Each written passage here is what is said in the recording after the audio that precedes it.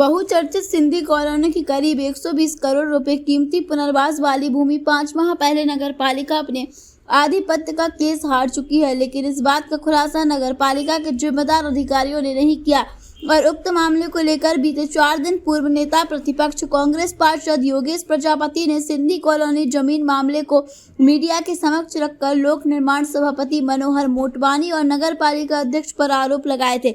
नेता प्रतिपक्ष के आरोप के बाद नपा अध्यक्ष ने मीडिया से चर्चा में कहा था कि मुझे केस हारने के बारे में कोई जानकारी नहीं है। मामला संज्ञान में आया तो सीएमओ से चर्चा कर जानकारी ली गई।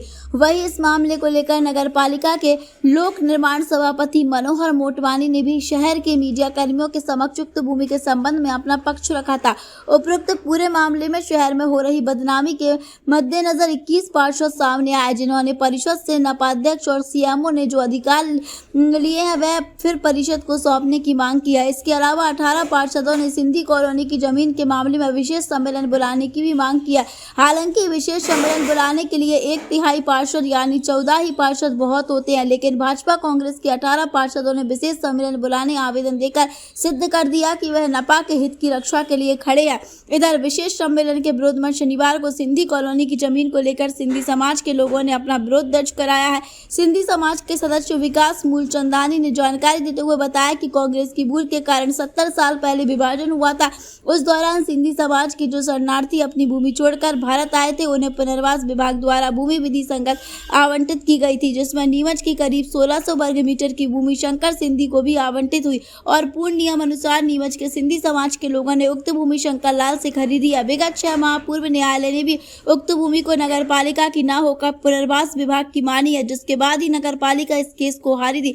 सिंधी समाज जनसंघ के जमाने से हर आंदोलन में भाजपा के साथ रही है, परंतु वर्तमान में कुछ पार्षद अपने स्वार्थ की सिद्धि के लिए सिंधी समाज को परेशान कर रहे हैं, जिसका हम विरोध करते हैं। सिंधी कॉलोनी की जिस जमीन का केस नगर पालिका हारी है, वह जमीन नगर पालिका की ही नहीं बल्कि पुनर्वास विभाग की है, जिस पर सिंधी समाज का ही अधिकार है।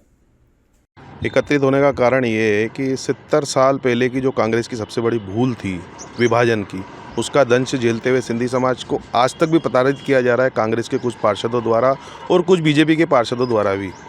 अब इसमें मामला ये है कि 70 साल पहले जब हमारे पूर्वज पाकिस्तान से इधर यहाँ भारत में आए थे तो पुनर्वास विभाग द्वारा उनको कुछ ज़मीन आवंटन की गई थी।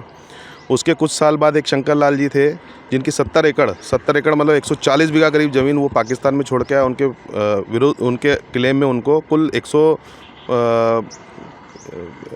कुछ वर्ग मीटर उनको ज़मीन 1500 कुछ मीटर वर्ग मीटर ज़मीन उनको मुआवजे में दी गई और वो पुनर्वास विभाग की ज़मीन थी और पुनर्वास विभाग ने विधि सम्मत उनको कोर्ट से जो भी प्रशासन की कार्यवाही पूर्ण करते हुए नगर पालिका की एनओसी लेके आपके जिलाधीश जी की एनओसी लेके और विधि सम्मत तरीके से दे दी और उसी ज़मीन को सिंधी समाज के ही लोगों ने क्रय किया, बाज़ार मूल्य पे क्रय किया, उसका पूरा रेवेन्यू चुकाया, उसके जो भी स्टाम्प ड्यूटी थी सारी चुका के और वो ली है। अब इतने वर्षों के बाद सब कुछ होने के बाद भी नगर पालिका में इसमें दावे आपत्ति लगाए जो सिरे से माननीय उच्च न्यायालय ने 2-2 3-3 बार खारिज किए हुए हैं और पूर्व में आज से कुछ 5 महीने पहले 6 महीने पहले भी वो वापस से उनकी रिट पिटीशन थी जो उसको खारिज कर दिया गया। अब 10 साल 15 साल के बाद इस मुद्दे को क्यों उठाया जा रहा है, ये तो साफ दिख रहा है कि कुछ पार्षदों की अपनी स्वार्थ सिद्धि होगी। शहर के अंदर बहुत सारी भूमियाँ हैं जो कई पार्षद लोग लिफाफे लेने के चक्कर में हो सकता है भ्रष्टाचार की दबे आवाज़ में भ्रष्टाचार की मांग तो होती रही है, जानते हैं सब लोग।